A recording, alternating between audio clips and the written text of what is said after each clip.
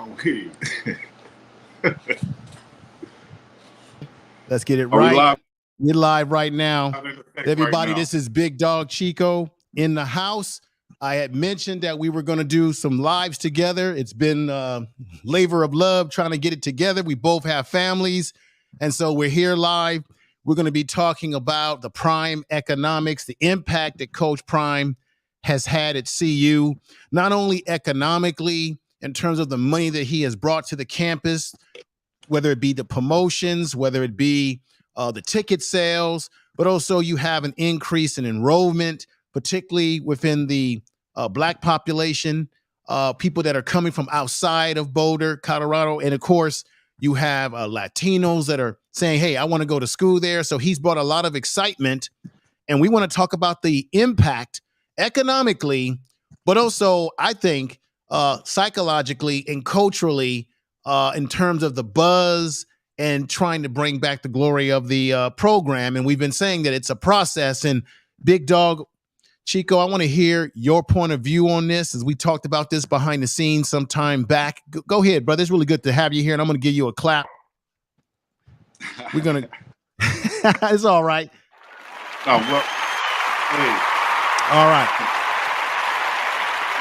Hey, thank you guys for having me, man. And like Neely had to correct me on our show that we're doing jointly together. Now, I'm going to correct you and say that, instead of joining you, we're doing this together. We're streaming on both channels right now. We're trying to bring this to you guys each week live and get you guys joining in the conversation and engagement and so on, and find out what you all think too. But we're definitely going to be talking some Coach Prime economics and everything that's going on with Prime Sports Media and myself. Make sure you hit the like, subscribe, comment, all the other good stuff. But yeah, the things that Coach Prime is doing in Colorado is unprecedented as of right now. Of course, we've seen the standards that he's been setting in the classroom with the caliber of players that he's bringing into CU. They've already reached the second time they've had the highest GPA in the history of the athletics program. So I think that's saying a lot about the character of the guys that he's bringing in. He's bringing in guys who's taking it serious in the classroom, which is going to translate on the field, in my opinion. So I think this is going to be something to continue to watch. It's only going to get better and better as he continue to bring in these guys. And I think recruits will also realize that, just like recruits realized years ago about going to Bama, not just anybody's going to get in there. You're going to have certain grades. Character issues is going to have to be a non-existent type thing. And it's going to just a standard. And like he loves to say, the standard is the standard. So what he's doing there is making history right before our eyes. Right. Now, Brother Chico, I got to ask you this question. I had made mention of it before, and he's right. We're doing this jointly together, everybody. Our channels are connected through way of the StreamYard. But I have to ask you this question, brother. There has been a 20% bump in their enrollment. And out of that 20%, I think they said 50% of African-American or Black American enrollment in the university has skyrocketed up. You've got about 25% Latinos, La Raza, who have decided that they want to go there. And of course, we had mentioned this before going live, that there's a culture shift like no other in Boulder. What are your thoughts about that, my brother? Well, I could speak on my experience when I was there, of course. And of course, we see in the news the influx of students that's wanting to enroll at CU now after seeing the culture change or the influx of what Coach Prime is bringing to Colorado. I think it's very attractive to students of color. So to have that influx of that enrollment going up, I think is only just going to rise, and it's a reflection of what Coach Prime is doing in the type of, when you bring in those students, you have whether it's family that's going to come join them in the community. You're going to have other students that's going to come join and want to be a part of the program. I never forget when the students stormed the field the first game there at Boulder in the Coach Prime era versus Nebraska. There was one student, I had it on video. She came up there and she literally touched the back of Shurmur Sanders and she went crazy. Oh my God, I touched him, I touched him, I touched him. So, you know, if that type of impact is going on the field and right there, imagine what it's like for students to sit in the classroom next to them and that feeling like that. So that might be the only chance they get. They might not be able to see him in any other way. So, yeah, I want to enroll in a school. If I have a chance to go to, I'm a Colorado native, I have a chance to go to another school, I want to pick Colorado. It's the cool school right now. Everybody want to have that CU on their chest, that buffalo on their hat. They want to have a Coach Prime shirt or logo or such. So, of course, you're going to see the enrollment go up. One thing is, when I was there for that game in particular, the first game, I met so many people. You saw so many people of color also there. And you're like, where you guys from? They're from all over, North Carolina, Atlanta, California, wherever. These guys, and a lot of people say, hey, we're here. We're Prime fans. We've been Prime fans. Right. And so he's having an impact all which ways, whether it's students enrolling there, fans impact, people watching. It's happening all over. And he's not just doing it in a rinky-dink type way.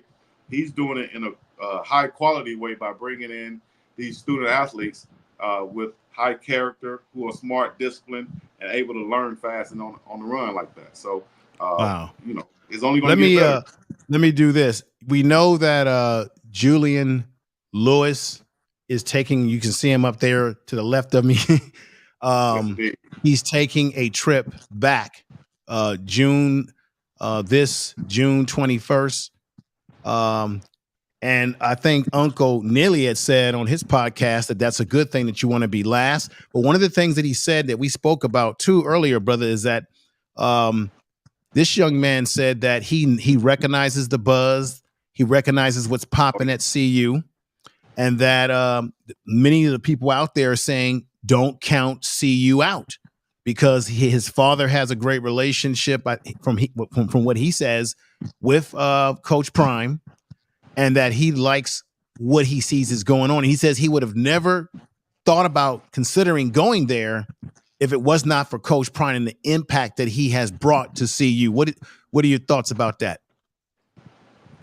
Well, yeah, we've seen Julian Lewis being committed to USC for the longest now, and we've seen him take trips to other schools too. I think he just came back from Indiana University. So, like Uncle Neely said, with Coach Prime in Colorado being the last visit for this 2025 recruit, I think that's going to be nothing but a positive for us to have that last, as you will, I guess, just major impact on it, to where he can see the whole campus. He can get a feel for the coaching staff in depth. He can see the players who are there on campus and who will be there when he gets there, because they brought in a lot of young talent, especially on the offensive line. So he can see guys like Jordan Seaton, Zach Owens, Big Peyton Kirkland, who's going to be there to protect him. Wide receivers like Cordell Russell, Baby T.O. Yes. You have Draylon Miller, Cam Michael, Omarion Miller, a bunch of young wide receivers there that he's going to have at his disposal. Then you go with Pat Shurmur, the former NFL head coach and offensive coordinator, who was responsible for some great years from guys like Donovan McNabb and Sam Bradford, and those years up in Minnesota where they led the league in offense. So he has a lot of things, or CU has a lot of things pointing up for them to pull off an upset over USC. You know, with the you see the exposure that they're getting at Colorado. You see all the exposure Shurmur Sanders is getting. He can come right into that spot and be that 5-star caliber quarterback, that charismatic quarterback, that high profile quarterback, and possibly get right into that top NIL position like Shurmur Sanders. And as long as he is as good as advertised, then you know, Julian Lewis can be right there in the Heisman race. But I will say this, you know, USC has a lot of things for them with their coach, who's produced multiple Heisman Trophy winners, you know, so he can say, hey, man, I can go right over here with Coach and do what Caleb and the rest of those guys did, Baker and who's the other one? Kyler that I'm forgetting. So, you know, it's going to be a game time decision, I think, and that's what I think is in favor of you, Colorado, with being that last visit to have that last impression on Julian Lewis. Now, economically, when you talk about NIL, if I'm correct, you have a lot of people saying, some of these kids are going to schools where they can get the quote unquote bag and what have you. But, with time and process, with time for him to build this program up, I could make the argument that CU will be able to compete in that area because Coach Prime is bringing money. Let me give you this for example. Oh, yeah, for sure. Last year, they stated that the university, since the season started, is worth more than $90 million. CU Boulder chief spokesperson spoke about the impact of Coach Prime. Now, the number that they put out there, brother, was that CU football games are estimated to have generated an economic impact, I believe, of $113.2 million during the 2023 season. Right. And that there was a direct impact estimated at $72.1 million, comprised as a direct spending by visitors, organizers, people going there and staying in the hotels, the bars, the whole 9 yard is the impact, which turns into obviously money. The school obviously will make money, which can also go into building up their coffers to build up their ability to compete with the other schools to attract some of these young men that would be worth the NIL. What are your thoughts?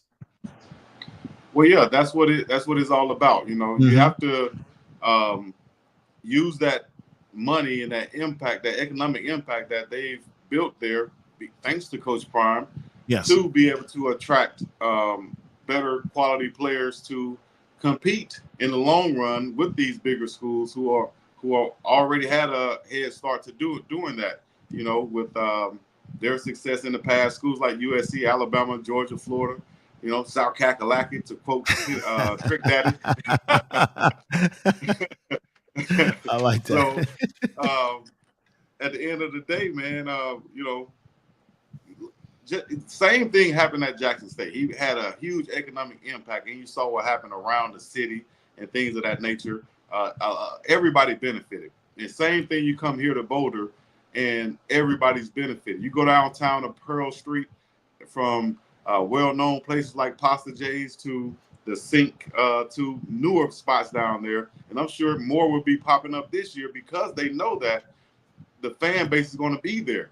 The one thing I did notice is that they had an influx of people on the outsides of the buildings in the establishments of the building or the businesses downtown that couldn't even make it inside. So that's an opportunity for people to find a way to corral those people, find something for those people to do, because just with the businesses downtown is not going to be enough to handle all of those people that's coming in. As far as the recruits go, I think the collective that they're bringing together with the 5430 Foundation and such, I think we're doing a good job of that, but that's going to have to continue to build. We have a lot of eyes on CU, but still those donors are needed to compete in the long run with those that loan money of those other schools. Let me ask you this question. We all witnessed what Coach Prime was able to accomplish at Jackson State. And of course, when he decided to leave, he took some criticism. And I think a lot of it was mainly because people in general hated to see him leave. They thought that in some way he could be the savior of HBCU football in some ways. But when you look at it, a lot of people forget that when he got there, the Cuffers were very bare at Jackson State. They were going through some rough times, and he revitalized that program. I mean, new practice field. And also, do you know that the attendance increased at Jackson State? He actually got people fired up and emotionally involved in their team, because People are very passionate about Jackson State, but what Coach Prime did there, changing, upgrading the facilities, the locker room, uniforms, the whole 9 yard, all the swagger, all the impact that he brought there. I think that was why people really hated to see him leave, and that's why he took some criticism, because they were looking at the possibilities of that program elevating itself further. And then, of course, he took on the job at CU, which I don't know why anyone would think that he wasn't going to try to elevate himself just as much as everyone wants to elevate themselves. What are your thoughts on that, big dog? Man, I think you might get one of my first real takes on this. I'll definitely want to hear it. Yes. But I'll say this, man. First off, why people give him so much hate for leaving? I would say, you don't have to put me on the big screen. I don't want to see my ugly face too much. But other than that, listen. Hey, real talk though, man. No one wanted to see him leave Jackson State. As far as anybody who has love for HBCUs or who was in that moment, nobody wanted to see him leave. They wanted to see him be the savior of HBCU, so to speak, and to do this for the long run. And it sounded good. It sounded great. It sounded amazing, you know. But at the end of the day, man, he had kids, right? And he has kids who aspire to be pros in their profession, right? Right. So to play the devil's advocate, you know, you'll say, well, he could stay at Jackson State. Those kids going to go pro anyway. You know, and you can help out other people going pro. Well, he can do that in a different way also. Okay, here's the breakdown. All right, Doc.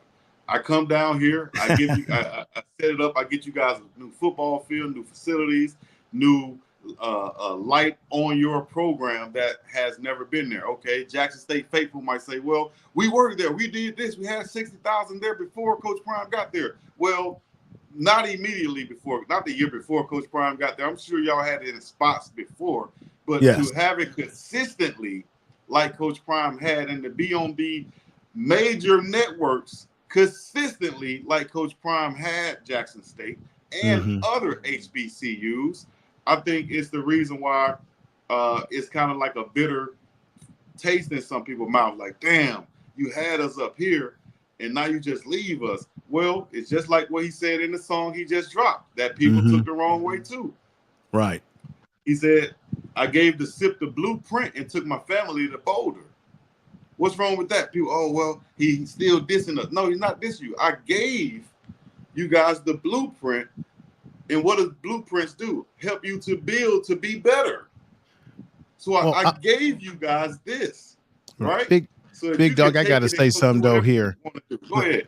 Let me just say this. And this is something more cultural.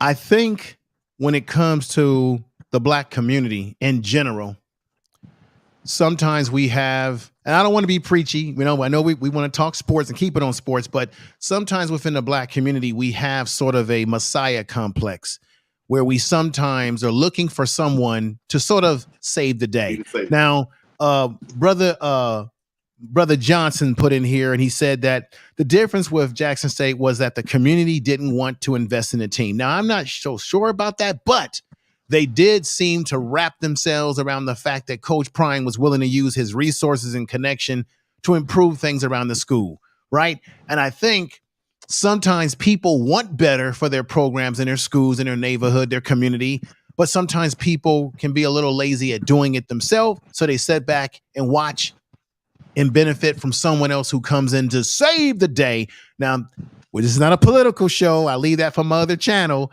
That's just my little commentary. You said the truth right there, in my opinion. You said the truth. Some people are like that. You got a guy like Coach Prime who is a doer. So instead of him coming at asking and hoping that everybody gathers around and do some things, no, dog, I'm gonna ask you. And if we're not doing and we're not making any action, then I'm gonna make some action.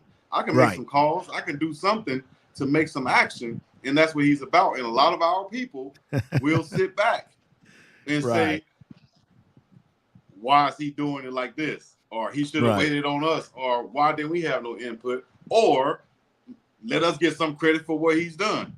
You know, it's just facts. You know what I mean? But and at the end of the day, he left Jackson State in a better place. Exactly. He left Jackson State in a better place that they were before he got there, and I hope that people will remember that as he has moved on to CU. Hold Let on. me I'm not gonna let you go off that easy. Hold on. go ahead, brother. Because I don't want people to take it, the wrong way. Take it the wrong way. Well, either way, take it how you feel. I'm speaking what I feel, what I experience, and what my truth is, and the fact is, he gathered a lot of people around HBCUs and Jackson State that probably that's true. Would have never thought about gathering around it, right? That's true. At the end of the day, if he wanted to be in the best situation for his kids to be as successful as they can be, it was some setbacks with being at Jackson State. Point blank, period. Because he's worked at the NFL Network. He knows how these things go. No matter what Shurmur Sanders did at quarterback at Jackson State, he would never be in the position, in my opinion. I couldn't see him being in the position to be drafted as high as he will be, or as he's projected to be drafted right now from Colorado, but putting up the same numbers. They're going to take that. NFL scouts and such are going to say, okay, he did it on this level, so now he can be drafted. Had he done that at Jackson State, been just as good. Football is football, dog. I see what you're saying. But has he done it at Jackson State, those people would have said, he just did it at Jackson State. They would have still tried to hold something against him for HBCU football. Probably would have been second, third, fourth round pick. So it impacted his draft status. HBCU. So yes, Coach Prime really had to do a business move, which was best for him and his kids. But while doing that, here's the reason why we should be thankful as a people. He did it and shine light on HBCU as much light as ever has been there to HBCU and Jackson State. He did that at the same time, and now he has elevated. He left them in a better space. They have a great coach down there with Coach TC, and they have good players coming in who probably would have never thought about Jackson State. Now they see how how they can prosper coming from Jackson State and other HBCUs.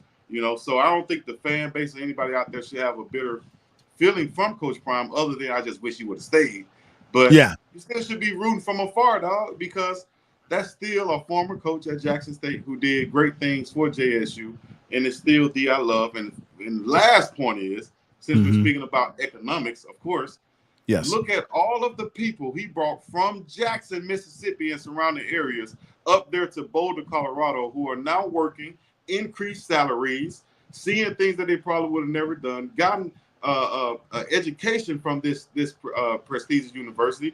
Nothing saying about Jackson State or HBCUs, but some people view this as a better piece of paper or diploma or whatever. So, but check this out. Let's be real about it.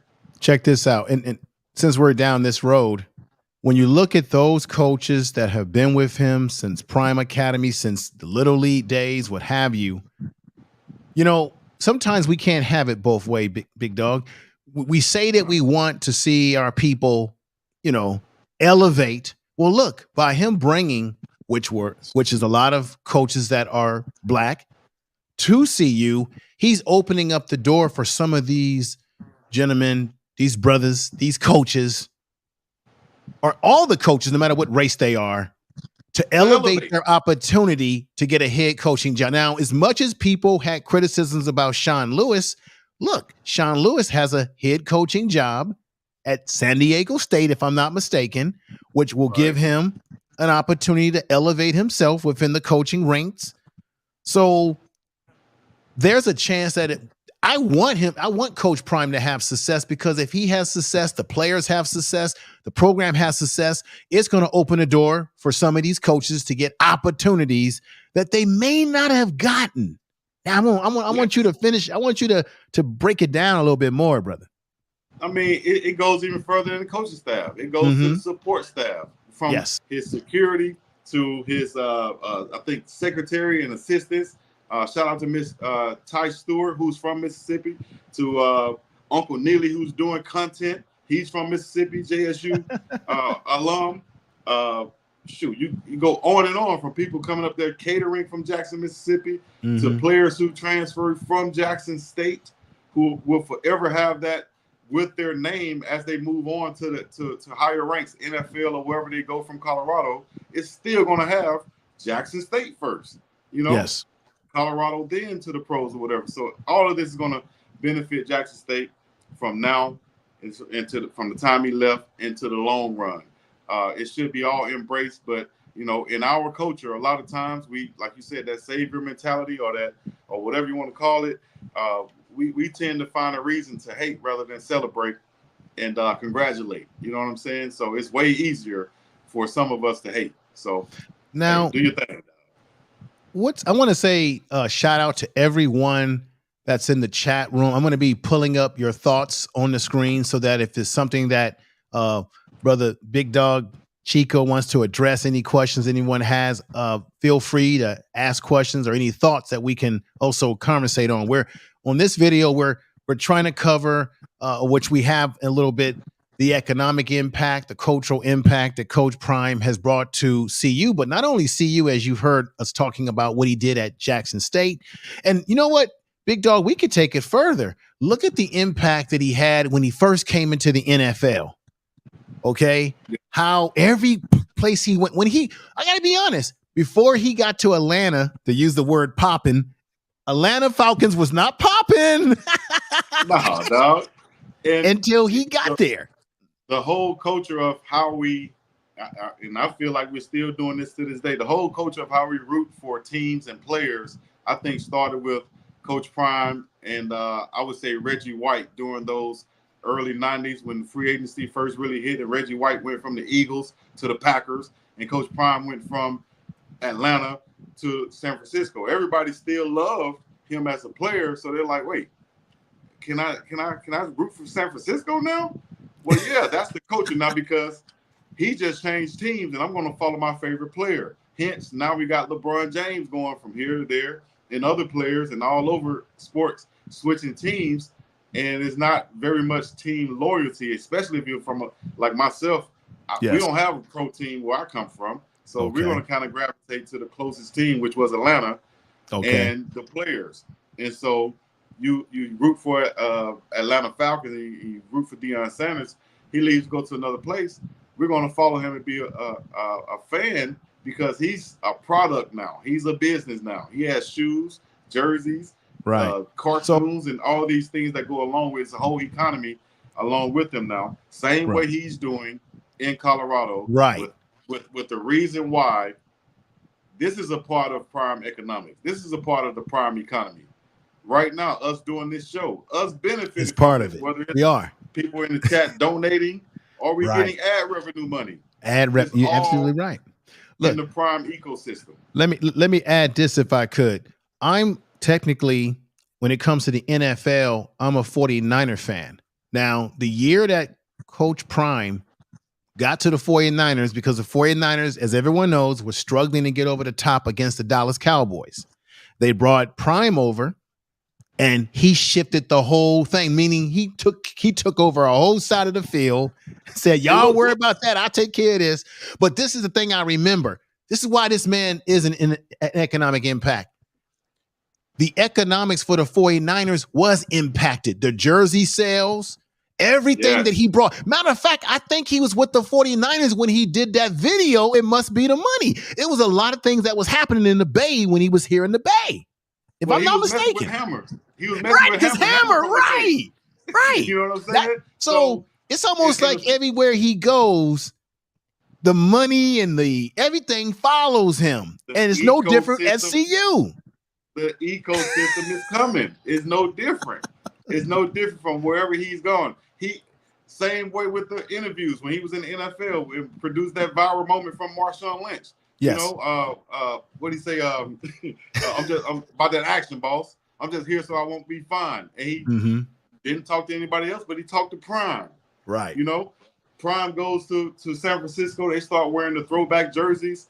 You know, during that time, the 75th anniversary. Thank you for reminding me about that. Fly off the shelf. It's like a collector's item, or it's like fashion. Also, it went with the shoes he had on.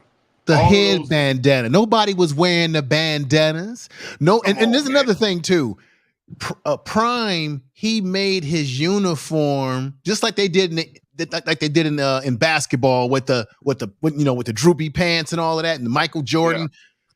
Prime made the football uniform in the NFL look popping.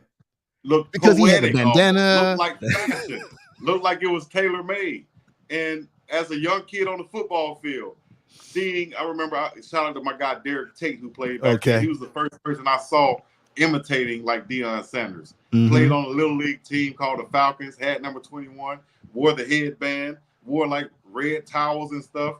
Listen, hey man, just like you said, when he came to San Francisco, he changed he also changed the mindset of the players. He changed the attitude, the swag. You see Merton Hanks doing the neck now. You see Jerry Rice loosening up a little bit. He did lose. No, stop right there. You're absolutely right. Because remember, prior to Prime getting there, people sort of saw Jerry Rice as a great player, the greatest, but more conservative. He didn't really do a lot of dancing, a lot of showboating. And then when Prime got there, you're right. Jerry Rice was loosening up and he was moving and doing. Yeah, man, you bringing me back now. It didn't happen at first, though. It happened in the course of practice. And that's when Prime tells you about how he practiced the way he played. So Jerry earned, I think, he earned that respect from Jerry, seeing that, damn, this guy's loose. He's himself. He says what he wants, does what he wants. But he's also at practice going hard each and every day, just like myself. So Jerry had to eventually respect that and then said, okay, I can respect him because he's going hard and he's making those plays. Maybe I can do a little bit. And now you see Jerry on the sideline with big helmet chains, got his rings on, doing the GOAT celebration. Come on, man. That's all a byproduct, at least a little bit of Prime. I got to ask you this question. Are you familiar with this situation, Big Dog Chico? This brother right here, who's one of my mods on my channel, Brother Johnson, says, Coach Prime went to the Chamber of Commerce and wanted to set up a plan to evaluate the school and community, which they denied. Now, was this back when he was in Texas at Prime Academy, Brother Johnson? Give us some more details, because I'm not sure about this, but are you familiar with this story, Brother Chico? Evaluate the school and community. I now, don't know where, the only thing I can think when he says school is the Prime Academy, which and probably unfortunately the reason why he started Trinity or Truth Academy. Okay. Because he probably didn't like the curriculum or whatever going on. Same way he probably got into coaching. But he said JSU. Oh, I think he's talking about JSU. I'm not sure. I don't want to get into those speculations. I don't want to get into speculation, but I'll just say this. I wouldn't be surprised. Matter of fact, wait a minute. Let me correct this. Okay, it's starting to come back. Actually, Brother Johnson is right. I think he did talk to some of the politicians in Mississippi about a few issues, but I don't know all the details, and I wouldn't be surprised if he was involved in some way or fashion. I know he was heavily involved when they had the water crisis. I followed that story, the water crisis in Mississippi, how he spent of his own money and time to get water to people in the community. You know, of course, he had to get his players to a hotel because they didn't have shower water.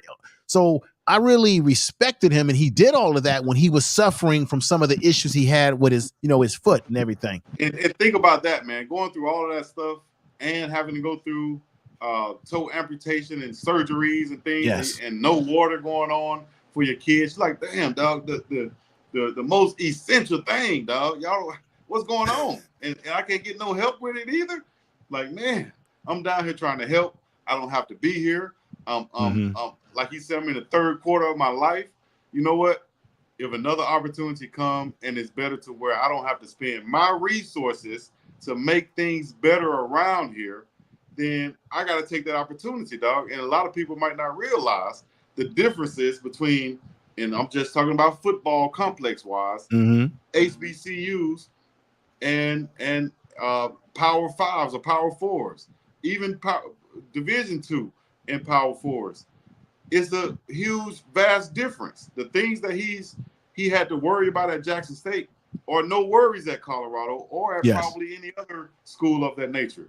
Getting treatment in a certain type of facility,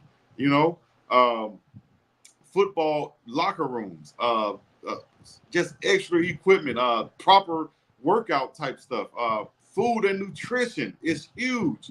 Why wouldn't I take that opportunity to go somewhere else because of what somebody else saying? No, dog, it ain't gonna never be that.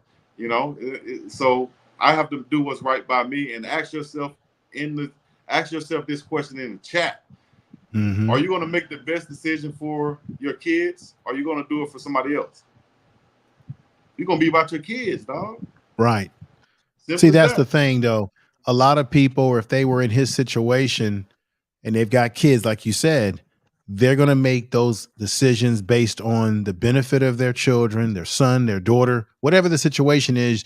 Your responsibility is to take care of your family. That's what a man's responsibility. And so Coach Prime did what he did for his kids, for his family, for his sons. Okay. But this is the thing that gets lost, Brother Chico.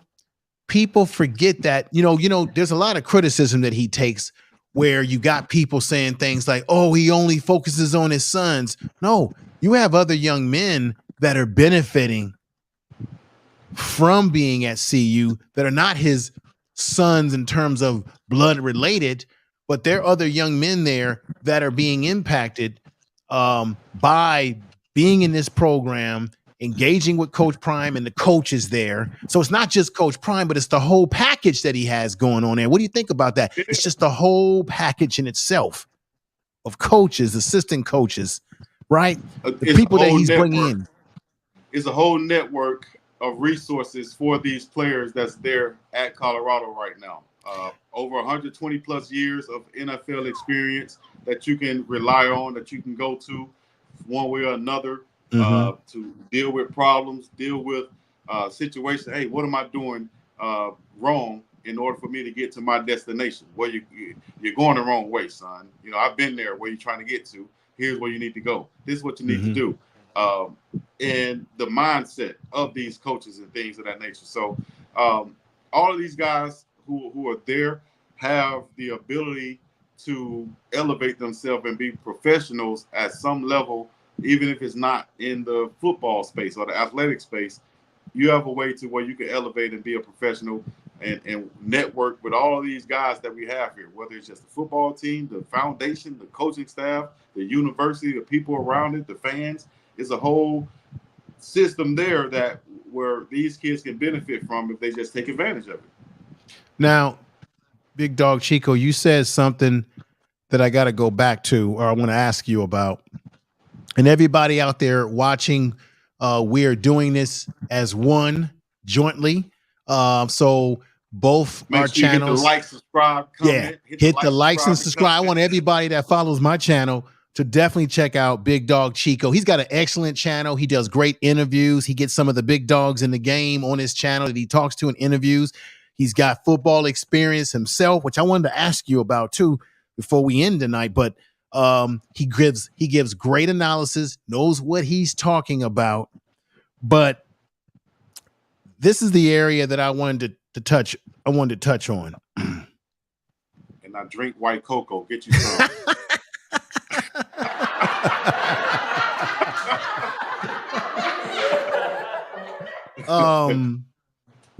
Did I lose my train of thought here? That's on me. My fault. I've been wanting to ask you this. We know that Coach Prime impacts everywhere he goes, one way or another. But you said something earlier. The YouTubers, the people that are content creators, should I say?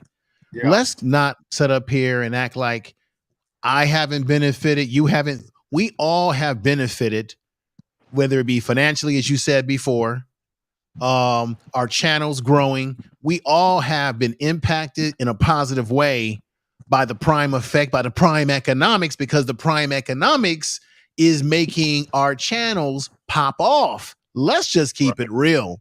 Okay. We report these stories, we give our analysis, but it is the fact that people are so interested in Coach Prime, what he's doing as a coach, what he's doing with the young men at CU, that's really what's bringing the audience, as we're just acting as independent reporters. Independent vessels, so to speak, to get out the news and everything about that, what's going on with Coach Prime, because yes, he has an audience out there that want to see and know new things about him at all times, and at all times of the day. Like Neely and I was talking about, it's a 24-hour, 365 a day, 365 days a year job, like the emergency room or like firemen, right?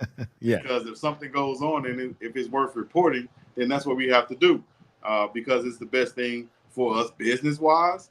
And as far as the economy go, to put it out there in a fair, concise type of way about what's going on with Coach Prime, because there are a lot of news sources out there that's just putting stuff out just to put it out, clickbait and falsifying things of that nature. So you have to watch out for that. So that was one of the reasons why I did want to get into it.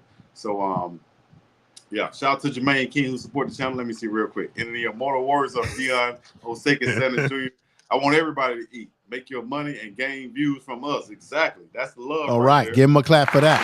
Yeah. I like that.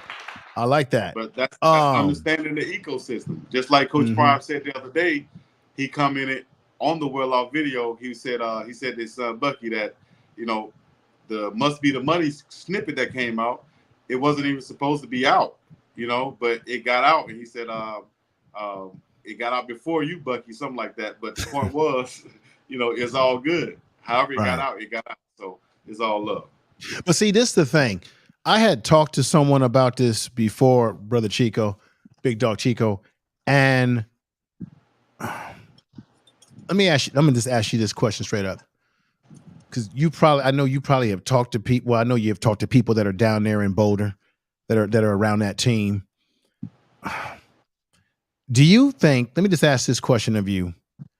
Do you think that Coach Prime, Well Off Media, they know that we're all making videos, that we're eating off of them, but you see, I think that Coach Prime is a brilliant businessman, but a brilliant marketer, because he knows that the things that we're doing on our channels is helping and contributing to promoting CU, the program, the players, Coach Prime, and also it helps them with their recruiting. Nobody want to deal with that little piece.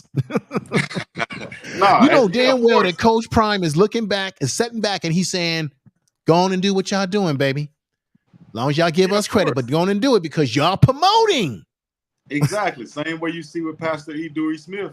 He's not a recruiter. He's not a YouTuber or anything, but he's helping to recruit. All of those things contribute and help at the end of the day. And I think he embraces those things, instead of shuns them or try to, ignore them like some other coaches will. He embraces them and learns how to use them to it, whether it's to his advantage or whatever, but, he embraces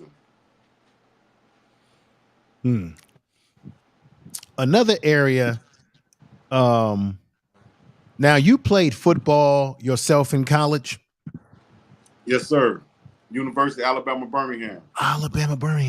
And what position? Defensive lineman, offensive lineman? I know I look like an offensive lineman right now, but I just said that last night too. Damn. Walk by the mirror. I played multiple positions. Coming out of high school, I was recruited by most schools, SEC schools, to play linebacker or defensive end.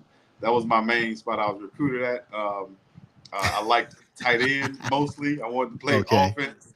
So I got recruited by places like Louisville, Southern Miss, UAB, Memphis, Kansas, places like that to play tight end. Wow. But Georgia, Tennessee, Auburn, Michigan. Who else offered me? See, this man has got experience. Yeah, all the Mississippi schools offered me to play defense, but I chose to go with my coach to play offense at University of Alabama, Birmingham. So I played H-back, from tight end to H-back to slot receiver there, all over the field. So I got to ask this question then, because now you threw a little bit, you threw something in there. Now I got to ask this question.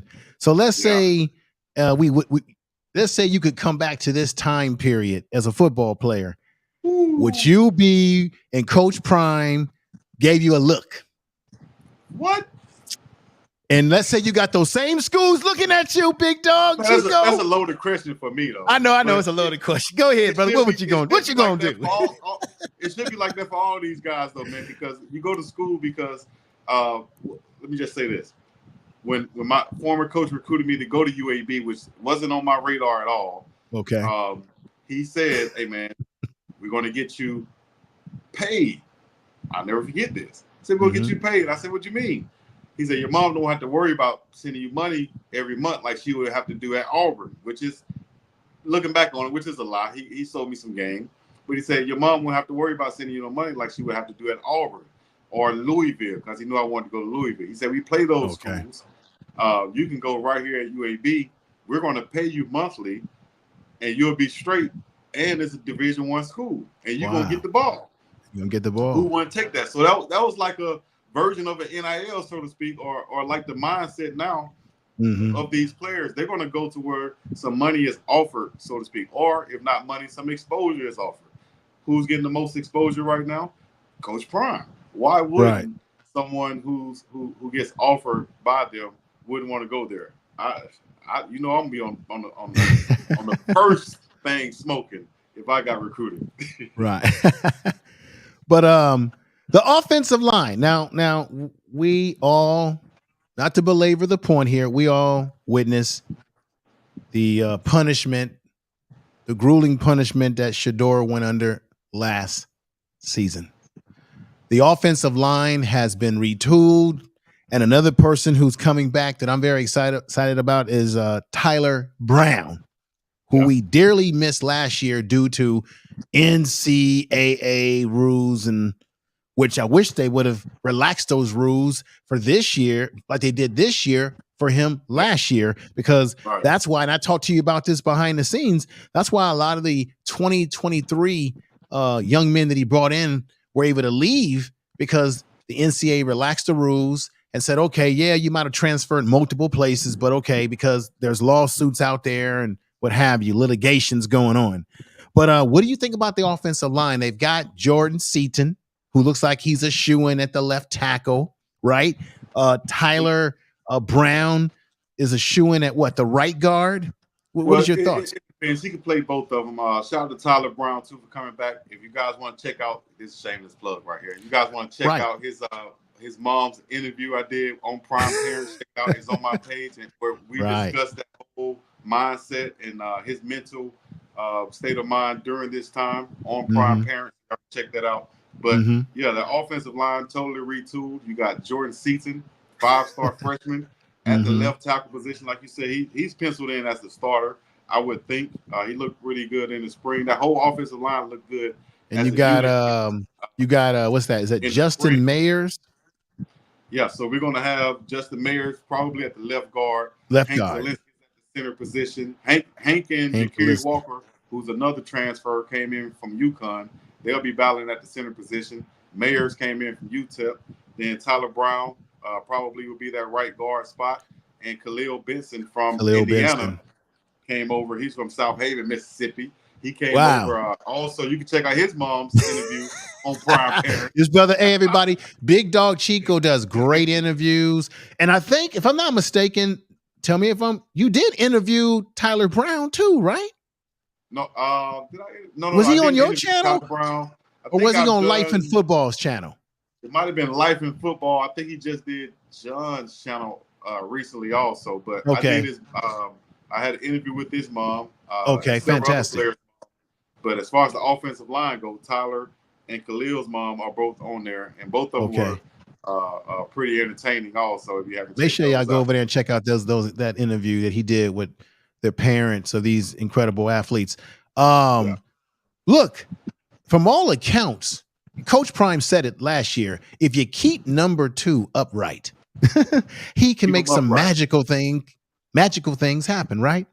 So what's your assessment? Do you think that, what's your assessment? Do you think that this might be a breakout moment for them this year?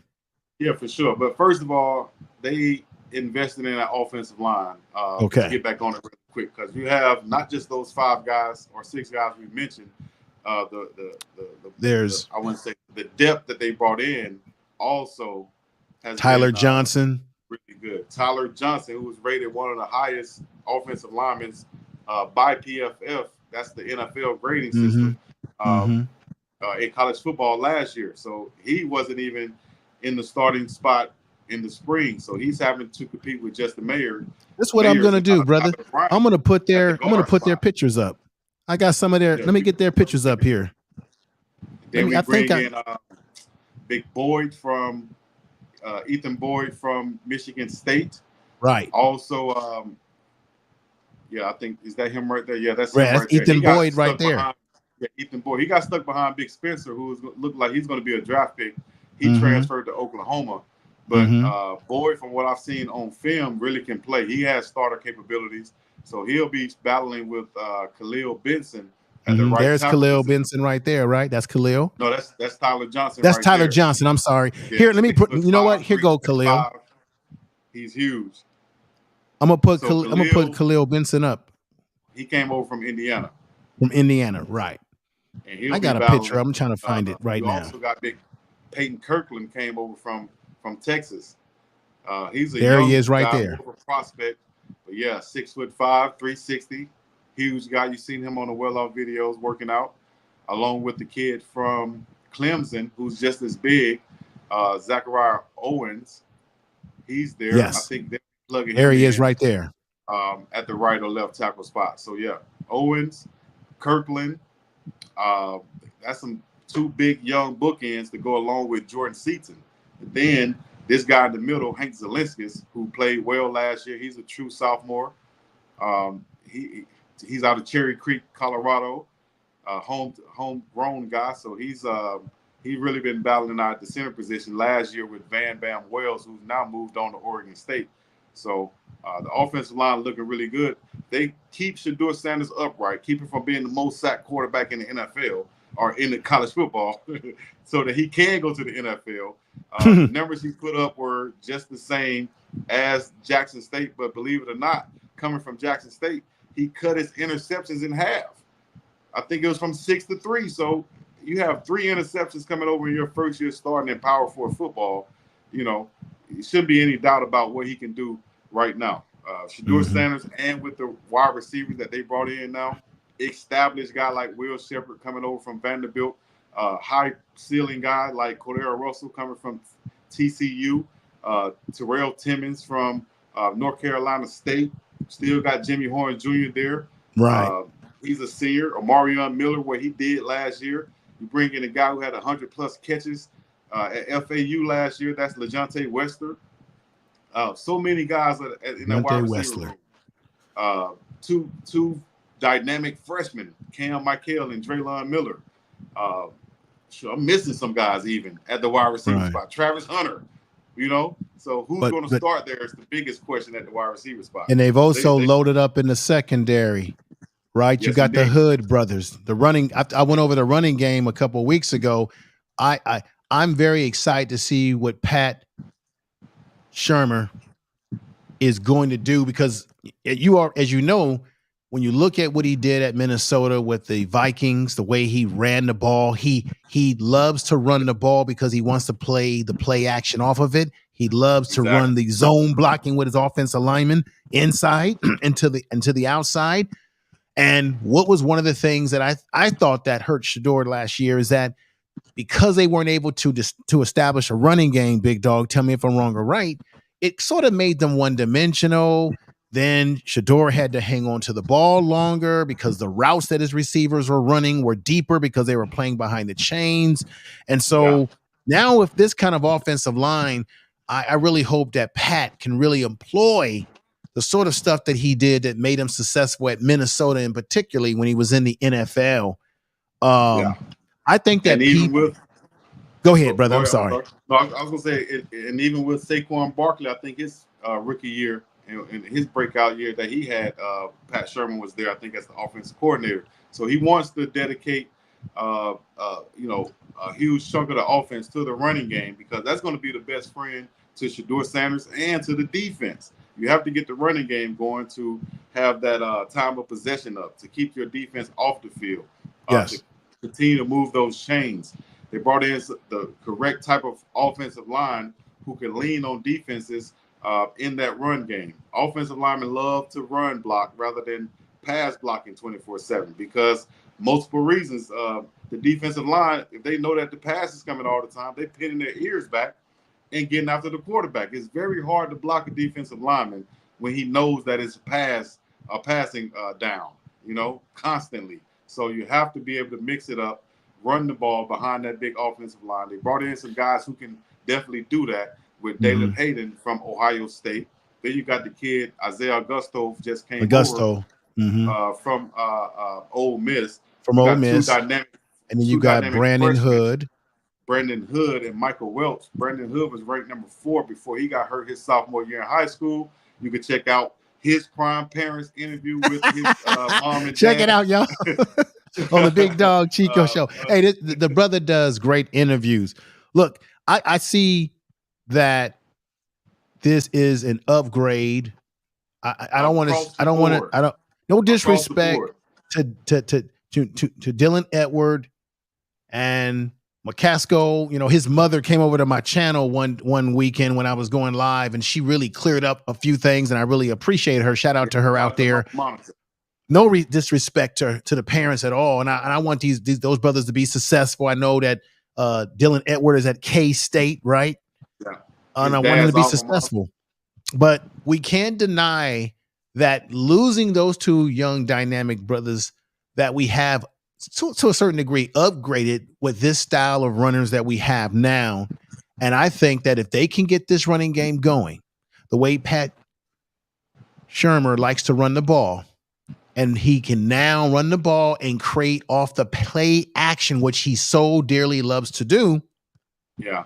I think they could be dangerous with that receiving core, which I believe, and they're already saying that their receiving core as a tandem could be one of the best in the country. Definitely one of the best in the country, based off what they've done in the past and their potential, like we just talked about. Yes.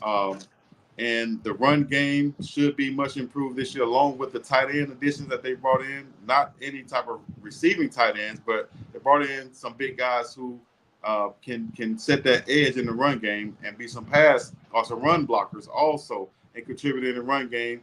Coach Prime said previously that he's not really into using tight ends as receivers. He would rather use a wide receiver as a receiver to go out there and run the routes to make catches. I understand that. I understand that too, but keep this in mind.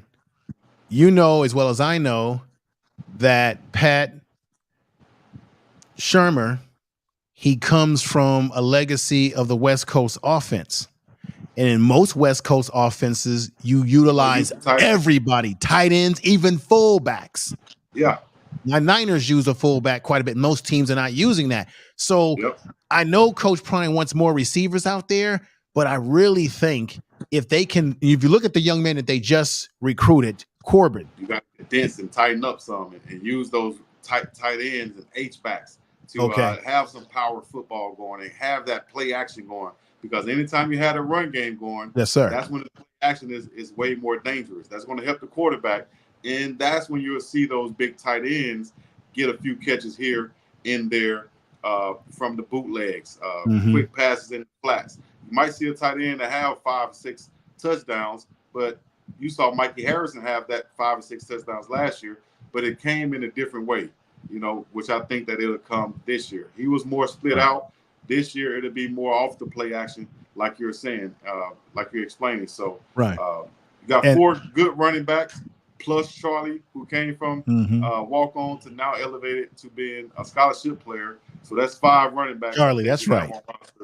Fantastic. Plus, you mentioned Dylan, McCaskill, Wilkerson, all who are now gone. The guys we brought in compared to them very well as far as like Hayden, shifty, elusive, dynamic back from Ohio State. Brandon Hood ran a 10.8 in the 100-yard flat. So he's a thickly like a strong built back, kind of like Michael Welch is, but very fast, just as fast as Dylan Edwards. Then you bring in a bigger back like Augusto, who takes the place of Alton McCaskill. Same size, 6'2", 208 to 212 pounds. So Mm-hmm. you replace those guys, and if anything, you've elevated, if not that much, you've elevated some, with Right. the guys that you brought in. Yeah, I understand that Coach Prime wants more speed on the field, which makes sense because it's a spread out game in college football. But I believe Coach Pat in a previous press conference a few months back, you probably seen the press conference. He did mention that they last year, one of the things that also hurt them is that they were without a lot of true tight ends. They were without certain personnel Yeah. that he likes to play with. If you notice, one of the things that he does, and I would love to see this employed at CU when they're able to get the players through recruitment, transfer portal, what have you, is he likes to interchange his tight ends. He likes to bring in 2 tight ends, 3, move them around in the running game in particular. Some very elaborate type of offensive formations that he likes to run out of tight end sets. So I'm just excited to see what he's going to do with that pro NFL mind. Yeah. And I think that the play calling will be more, I think because of his NFL experience, that some of the problems that they had last year, that Coach Pat will be able to make quicker and better adjustments because I think they've upgraded their personnel. Yeah, they upgraded the personnel. They're going to make. I think last year's system wasn't as fluent for Shurmur Sanders as the pro style system of Pat Shurmur will be for him. A lot of things were option routes, and if the defense did this, then you do that, and the wide receiver has to be on that same page. So this year is going to be more football. Read the coverages.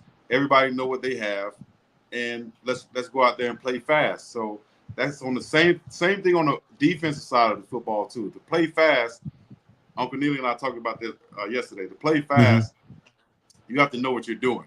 If you're going somewhere in the car, you're going to naturally drive slower when you don't know where your destination is. But if you know where your destination, know where you're going, you could drive a little bit faster. You could turn the radio up some, and you can have fun while doing it. That's what Coach Prime and the staff wants the defense to do out there. Play fast, play aggressive, anticipate things rather than having to react to everything on the defensive side of the football. If you see it, go get it, and simplifying the defensive calls and the terminology will allow them to play a lot faster on the defensive side with those better players also. With upgraded players, you should make a lot more plays. Let me ask, I wanted to bring this to the table, getting back to the economics of it all. Let's be honest. I mean, I'm 54 years old. I've been watching college football for a very long time, football in general, but I can't remember a year like the year that Coach Prime came into the scene in 2023 and how he galvanized, revitalized, and made college football for people very exciting. He had people who weren't even watching college football watch, let alone just watching CU, but watching college football with excitement because they were playing. And of course, the media was following them, for some time live on TV games. And of course, they're going to have some live games this year. They came out with the schedule for live games on major networks. But he impacted college football economically, not just at CU in the millions, but college football in general took a big ratings boost because of Coach Prime. Well, what's the old saying? A rising tide does what? A rising tide does what? It lifts all boats. Lifts everybody up. All time. Yeah. Lifts all everybody's boats up. Yeah. Exactly. So what he's doing is bringing a light to everyone. Same thing he did with HBCU football, and everybody was watching. All of a sudden, South Carolina State, Texas Southern, Alabama A&M. We know who Akil Glass is, who's the quarterback at A&M. We know who Coach Dooley is. Grambling gets Hugh Jackson as a head coach. All of these things are happening in that ecosystem of Coach Prime and HBCU land. Now he's doing the same thing here at Colorado and in major college football, so to speak. And everybody has benefited from it. That's why you're seeing them on all these networks. ESPN, Big Noon Kickoff is in Colorado. Pre-game this and post-game that. This celebrity is in there. All these people. I get to meet. One game I met Stephen A. Smith, Shannon Sharp, Yes. You see Wu-Tang. You see the rapper Cameron. Right. You know, come on, dog. They said it before. It's like the BET Awards, right? Right. Right. Um, I had said this during the season last year. I feel like whether people are going to admit this or not, I think that there are some of these teams out here, coaches that may have been a little jealous of Coach Prime and the attention that the program was getting, and why they might have been a little jealous of him, or saying things, little sly stuff.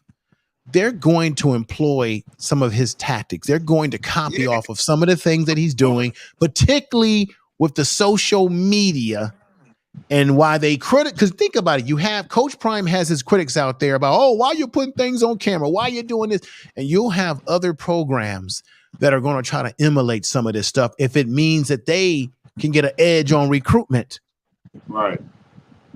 So he's impacted the social media sphere of college football.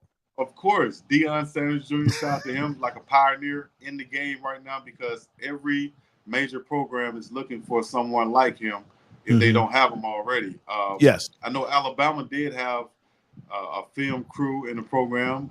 Shouts out, you know what? This is a little connection for you. Shouts out to my guy, Nigel McWilliams, because he was at Alabama.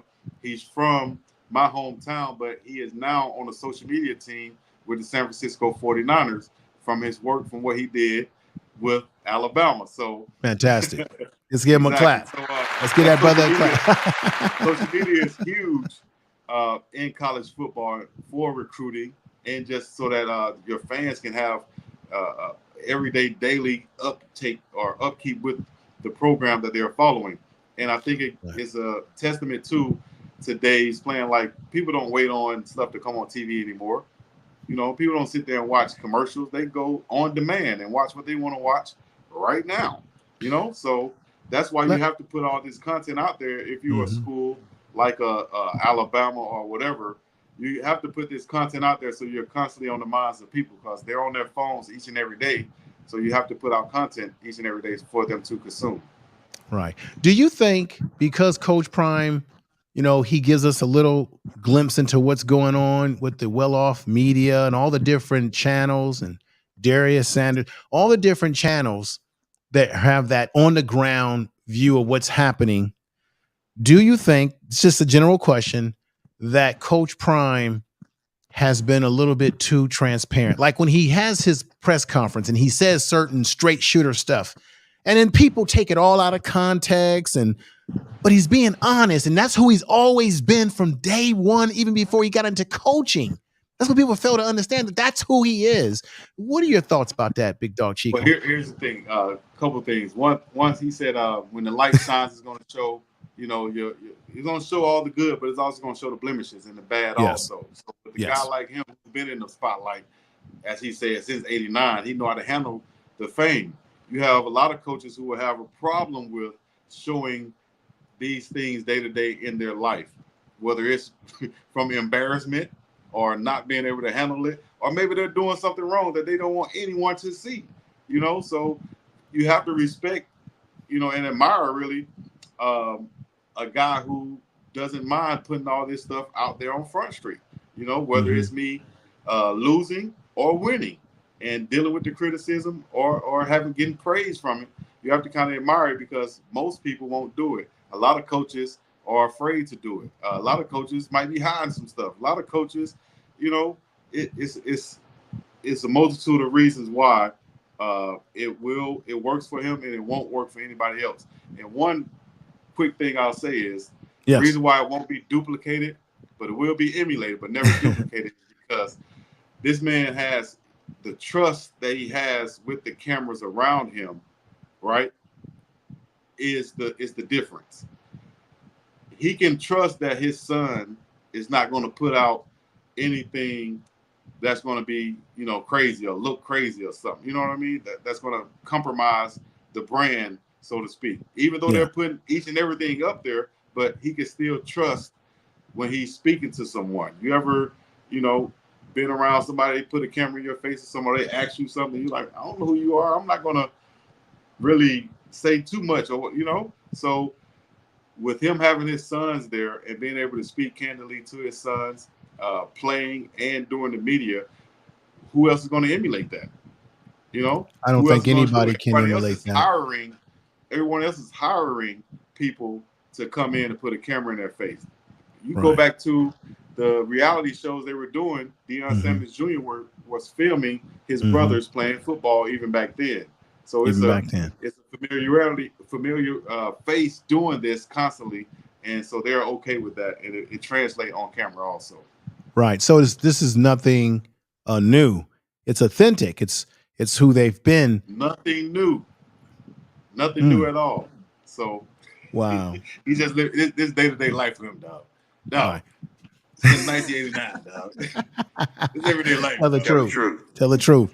Let me ask this as we get ready to soon wrap this up. Or both of us will wrap this up. And folks, let me just let you know, if you like the combination of us just, talking CU football and all the cultural aspects, let us know with comments on both our channels so that we can figure out a way as best we can to do it again as much as we possibly can that our schedules would allow us to, because I'm actually really enjoying the conversation, and have always wanted to talk to you and get your perspective. But this is the perspective I want to ask you, brother.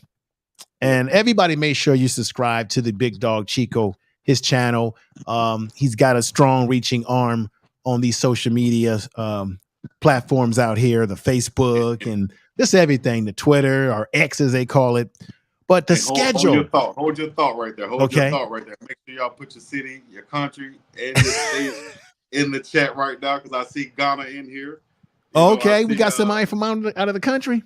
Ghana? Yeah, I see Ghana. I see San Diego in here. Oh, let me pull it up. Flood us with the comments right now. Let us know where you're checking in from and how you checking in. What you fake caring about today. We got my sister Shirley, who's coming through. Sister Fox is over Campbell, here. that's right. I appreciate everybody. Yeah, we got a lot of great people. We share some of the similar audience. This young lady, I like this comment that she left. The tennis channel. She says, "Love your show and your guest, Chico. This is great. We're doing the show jointly. It's just we connected it to our channels, and I think this is one of the things that StreamYard does right. That's pretty cool that you can connect right to your channel, and everybody can get a piece of the action. But look, you've had a chance to look at the schedule. I think if I'm saying his name correct, Joe Klein, or I never said his last name correctly. He came out with an article just this week. Joe Klein. He played for CU back in the day, right? He was quarterback. Yeah, for sure. He came out with an article and he says it would not surprise him if CU could end up in the Big 12 championship game. That if they could at least win 8 games. That's what he's saying. 8 games to at least make it to a bowl. Yeah, I think so too. I think they're going to be a lot better than a lot of people think. Mm-hmm. You have to realize the situation Prime came into last year during December and had to assemble a whole staff and then as many players as he could. I always liken it to going to a grocery store or getting a new apartment or a new house or whatever, and now you have to go stock up the refrigerator, but you have a certain, you got a time limit and you have a budget, right? So you're going to probably make a list and make priority of what you're going to get that's going to be the highest quality. So I'm going to give me a high quality quarterback, safety, running back, wide receiver, whatever I can get, and then I'll fill in everything else based off the budget. But I want to get as much as I can get, in my fridge and stock up on. So I might have to get some great value butter. Or I might have to get some great value, orange juice or something this week. Or I might not even get orange juice this week. I might just get some the frozen one that you put in the freezer that you got to throw out. I might have to drink that orange juice for a season. But you come back the next season with a brand new budget. Yes. And some of those things are still in the fridge. You still have that quarterback. You still have Travis Hunter and such. So now you can build around that. So this second year of building and adding those groceries, you're going to have a lot better team this year. You're going to have a lot better meal prepared this year with all the ingredients that you really wanted from the start. Okay. I know you've had a chance, Big Dog Chico, to examine the schedule, Yeah, for Texas. which we got to Yes, be. sir. I keep telling people the schedule that they have in a Big 12, no disrespect, is not what the schedule they had against in the Pac 12. The Pac Well, 12, yeah, for whatever reason, they had some ranked teams and they were playing tough. I'm yeah, not saying that the Big 12 is going to be a cakewalk. There's some teams there, but I think that schedule, when you compare to what they went through last year, and like you said, putting a team together very quickly, and now he's been able to do what he said he needs to do. Coach Prime says we now know what we need, right. and we went after it. I think it's doable that they can have a better season, win more than the games that they won last year, compete. And if the offensive line is a big upgrade, we know what Shador can do when he's got time. Exactly. Hell, we know what he can do. He's getting sacked constantly, and that's put up the numbers he did this year. So imagine if he's sitting back there unscathed with those wide receivers that they have that can run around now. So, yeah, I think he's going to break several records that he set last year. Some of those records that he broke were Joe Klatt's record, and I think that he's going to Joe Klatt, that's who it is. yeah, break some of those records of his own this year. So starting off the season with North Dakota State, which is not a slouch at all. I call them the Alabama of FCS football because they're constantly in the championship game up there. So North Dakota State at home will be a tough one, but I think we'll be able to pull out the win because of the talent factor, especially at the quarterback spot and putting up the points. Probably be a tough game first couple quarters or whatever, but if we can come out fast, which was a problem last year sometimes, I think that game should be probably plus 21 at the end of the day from Colorado. Then you go to a tough one at Nebraska at Lincoln. So they're going to be rocking there, expecting it. It's going to be their Super Bowl. So that's going to be a tough game, but I still think with that quarterback they have, it's going to be tough too. A totally different ball game than last year where they had to run the ball a lot and then had those turnovers. This year, I think their quarterback will be able to throw the ball around or at least have the ability to. But I think with Warren Sapp on that defensive line, we're going to get after him. And he said previously that he wants to sack each quarterback each game. I like that. Within those first 10 plays. Shout out to Coach Sapp right there. All right. Move on to Colorado State. That rivalry game, of course, at in Collins, up there, northern Colorado versus Colorado State. Of course, I think that's going to be a victory. So starting out 3-0 with that first conference game being Baylor coming into town. And me personally, I played against Baylor at UAB. Wow. Down there at Baylor, we beat them. So I have a little thing to where I'm not afraid of Baylor, So no, I think we can win that game. Baylor, right. So I'm not afraid of North Dakota State. Right. North Dakota State, Nebraska, Colorado State, and then Baylor. I think we're starting off 4-0. The game I'm really worried about this first half of the season would be UCF because of what they've been able to bring in from the transfer portal and recruiting wise. They've really put in some work, and they got some talented players down there at UCF. Right. That could be a game a lot of people look over, but going down to play in Orlando, I played against them too in college. Wow. They're going to be a tough matchup. They have a lot of talent down there. So I'm looking to start off without jumping ahead too fast, 4-0 going into UCF for Colorado. And all we have to do is find a way to win 4 more games on that back end out of the last 6 or 7. Well, let me see this. Let me see this. The last 4 games, as I've got the schedule up somewhat up here, the last 4 games, they've got Cincinnati, Kansas, Texas Tech, and of course, you said it, UCF, and they've got some players down there. Interesting. I'm kind of curious. Yeah, they got the Arizona game. They played Arizona last year. Utah is going to be tough. I got to be honest. Of course, yeah. They got the players at Utah. But this is the game.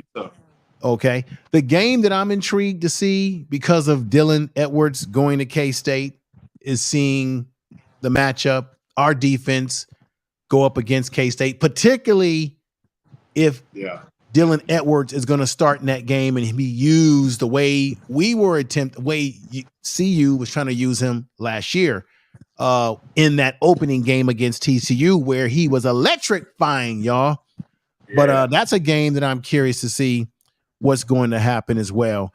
I want to remind people or something, because we were talking about in this title of this video today, this stream today, about the prime economic. I just want to remind people who might have come in a little bit late.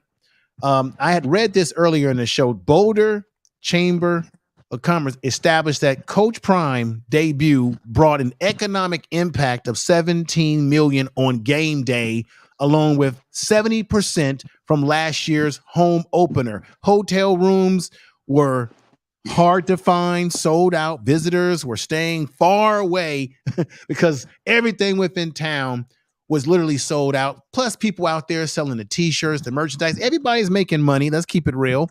But check this out.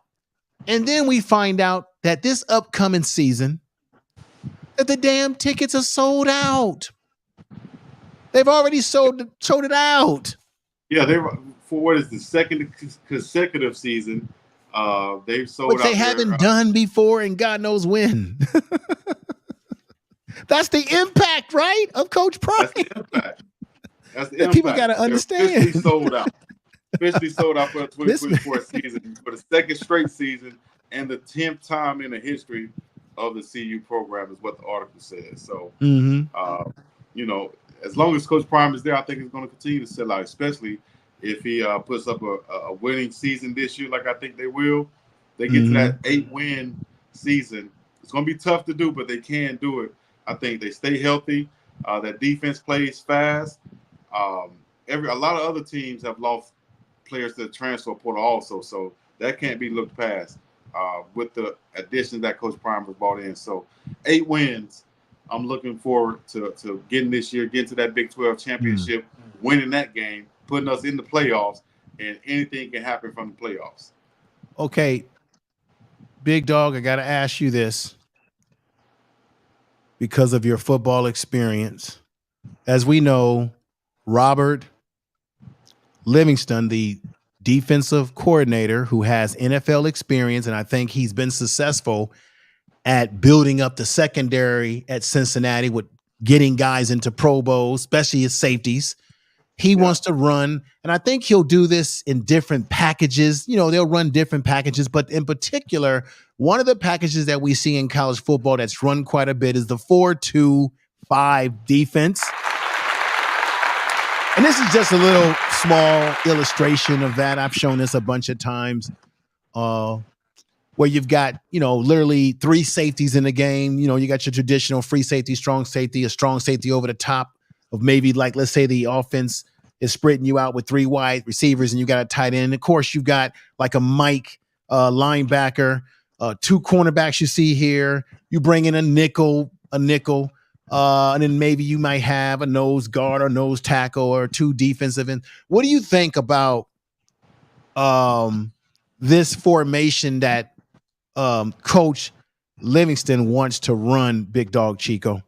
Just wanted to get your break it down on the last segment right here. If you can leave that up, I can point. Yeah, I'm gonna leave it up, brother. As we get ready to close out. A few minutes left, so let's go ahead and break it down. As you see, this S in this defense is that safety spot, or that star position as we called it last year, and it kind of fits perfectly with what we were able to do with Trevor Woods last year, who moved from the safety spot to the linebacker position, where he was able to cover a lot of tight ends. As you see him lined up over the tight end right here, he was able to cover a lot of the tight ends and the running backs out of the backfield. So that gave them an extra cover guy at the linebacker spot, rather than using a linebacker to try to cover those tight ends. This is more of a passing down situation, but it will work well with the defense and the personnel that we currently have with Shiloh Sanders at the free safety back there. Then you have Cameron Sealman-Craig, who can play the star or the strong safety. You have a guy like Herman Smith Jr., is a former Jackson State guy from Coach Prime's days, who transferred to Idaho State. He's now back with Coach Prime in Colorado. He could play that strong safety spot. Another former cornerback, Omar Carter Stoppmeyer, he's going to be at the safety position, who can cover now. So with the personnel that Colorado has, it's going to fit them to play this in passing situations. As we saw also Travis play the nickel spot, and they use Preston Hodge or DJ McKinney, or we could see Colton Hood out there from Auburn playing at the cornerback position. So you have a lot of talent there that can play in multiple spots in that defense, especially in this 4-2-5.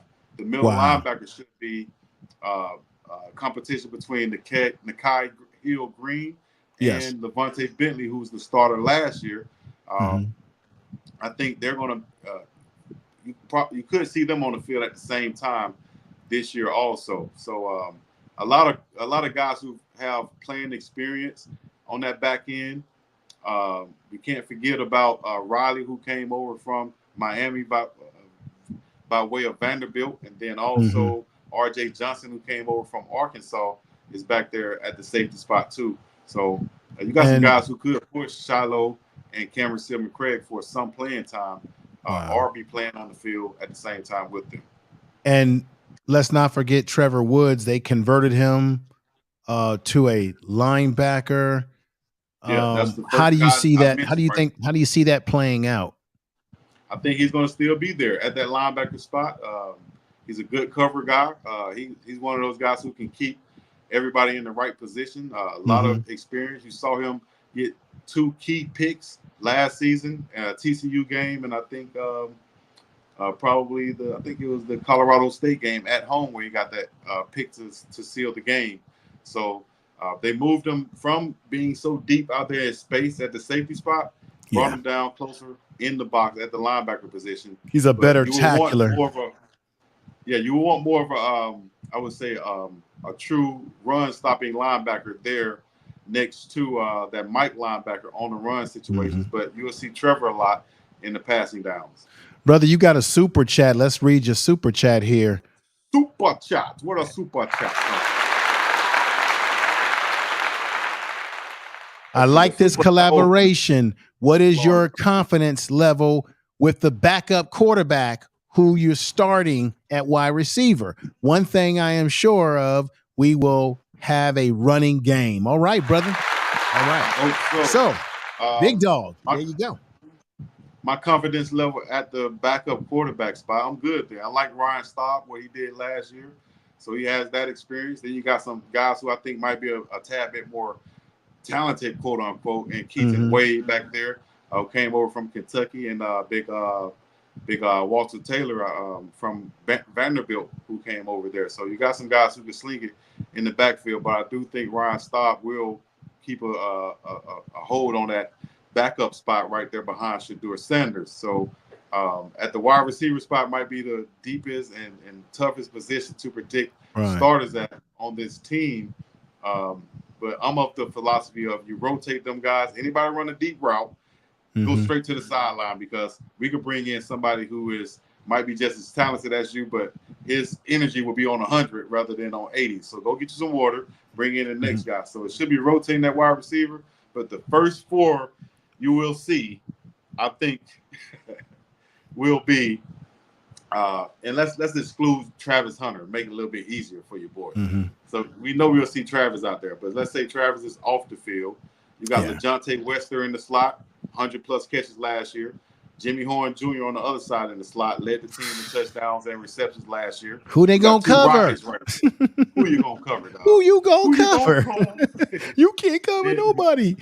And you go to a guy who was proven in the SEC last year. I think he'll take the spot of Xavier Weaver, and that'll be Will Shepherd.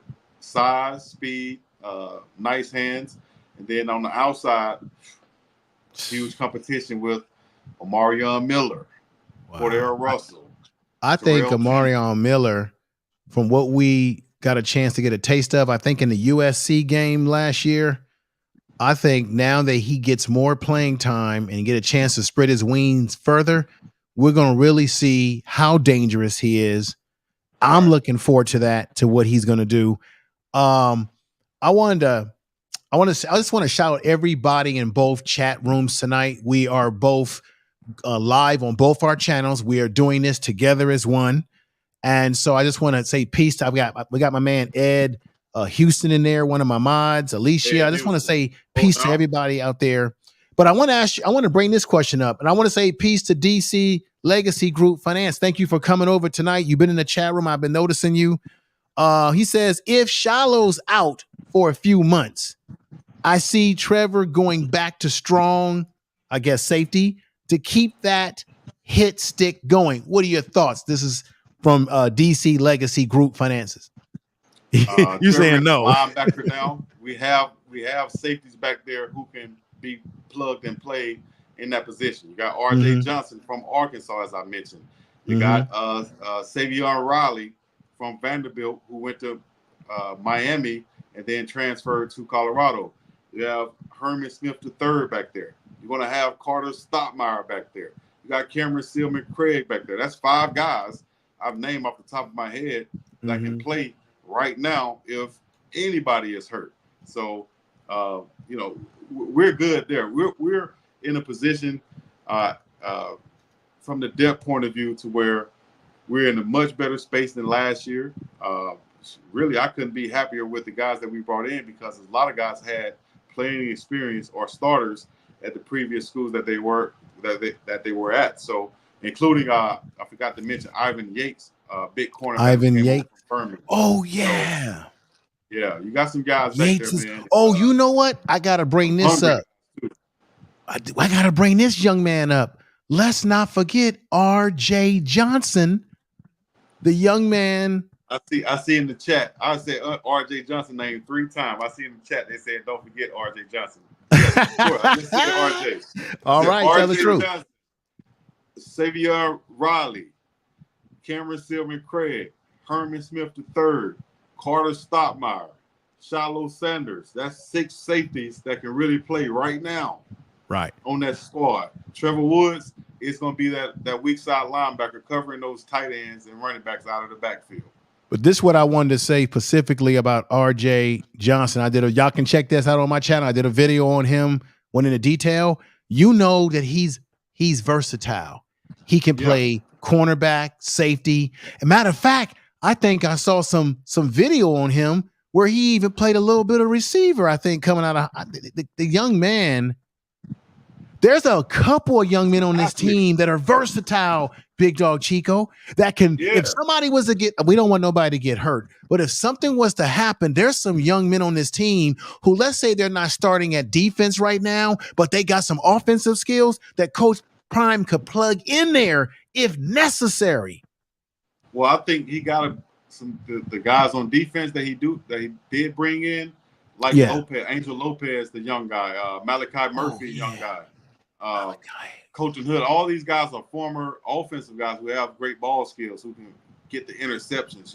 Won't be those guys that drops these picks all the time. You got former wide receivers over there now who can play. Also, a guy like Cam Michael, who's going to be, I think, Travis Hunter 2.0, or I want to say 2.0. I'll say that's right. Cam is coming in, and he can play receiver and defensive back too. We got the young Cam, super fast, already strong and built like a college football player. Another plug. Check out the interview I did with his mom on Prime Parents. Prime Parents, y'all make sure y'all check it out. Prime Parents. So Prime Parents. You'll see more, man. What it looks like, and it's pretty obvious, they didn't have depth last year, y'all. Let's be honest. When they were going through their struggles, we have a football team that has depth, y'all. Yeah.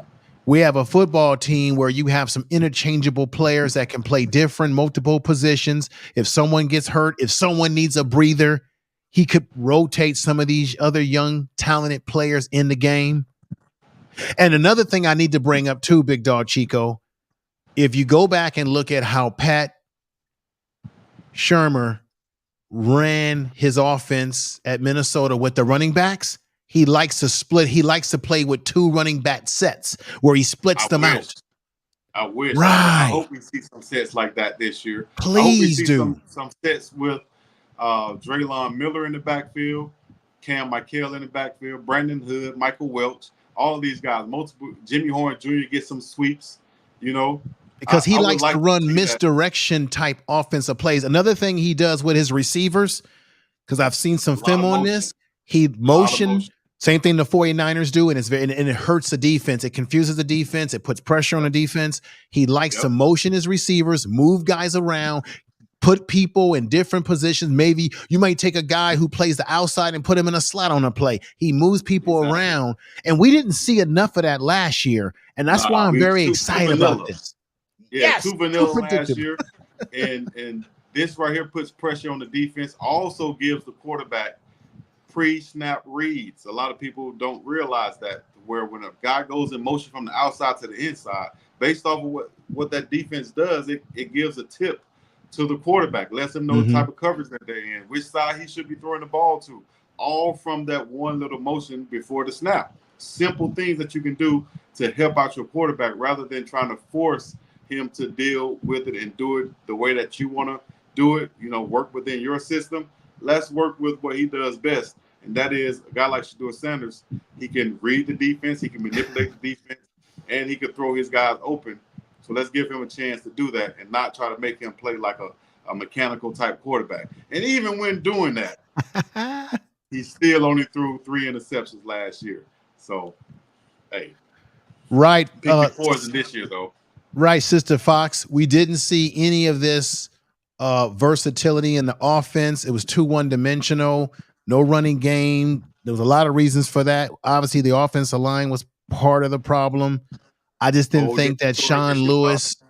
I didn't think Sean Lewis, and good luck to him at San Diego State, but I didn't think that he brought enough imagination to the offense that they were running with the talent that they did have last year.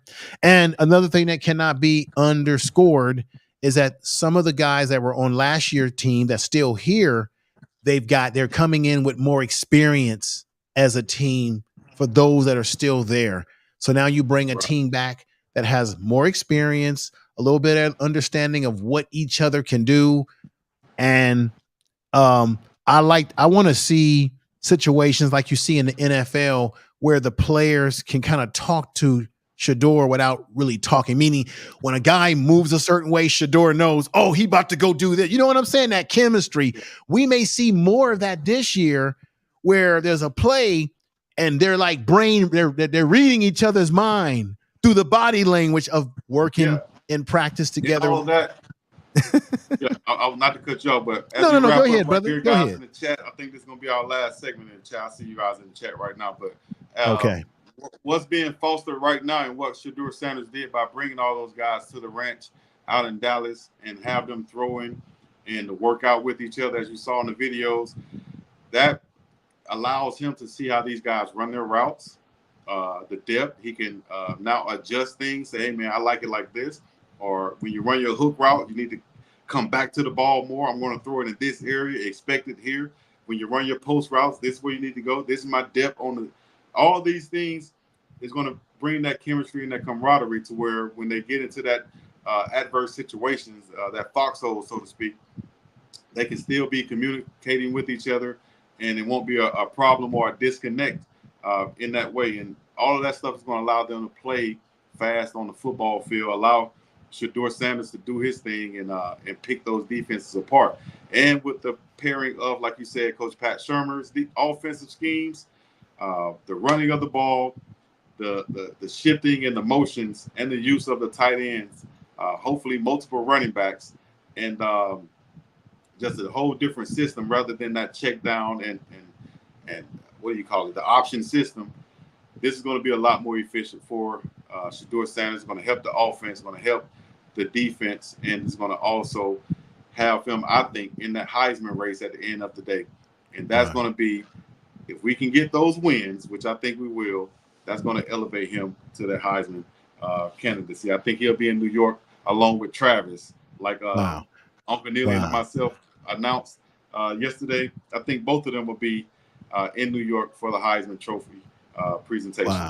Wow. Let me say this. You got another super chat, my brother. All right, here you go, guys. Appreciate Lucas.